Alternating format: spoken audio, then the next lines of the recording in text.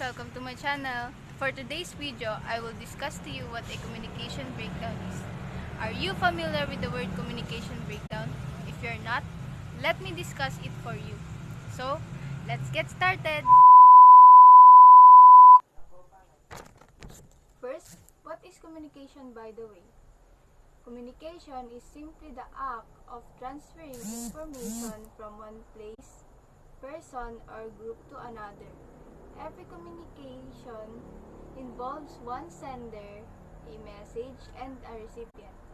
These include our emotions, the cultural situation, the medium to communicate, and even our location.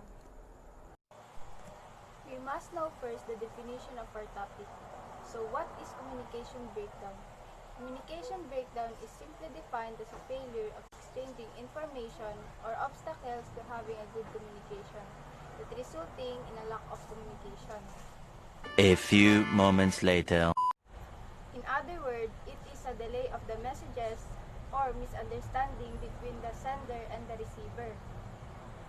Why there is a communication breakdown? Because when the intended messages of the sender is not understood by the receiver, it means there is a communication breakdown to the two of them. Now, let us talk about the communication barriers and why these barriers cause a communication breakdown. A communication barrier is anything that prevents us from receiving and understanding the messages others use to convey their information, ideas, and thoughts. They can interfere with or block the message you are trying to send. The first barrier is the physical barrier.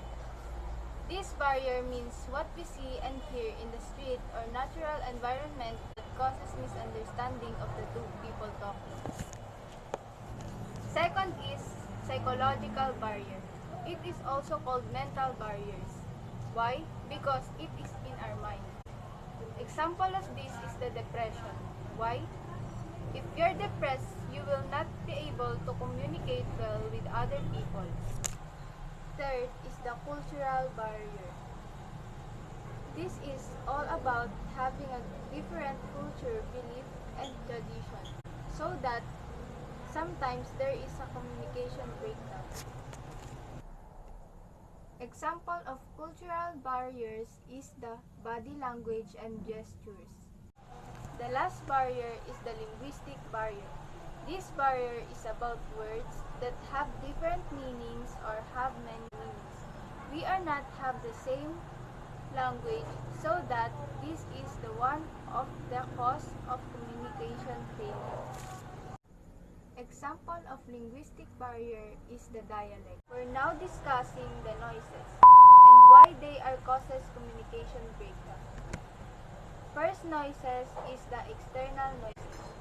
This is about what we see and hear around us, which distract us to have a good communication.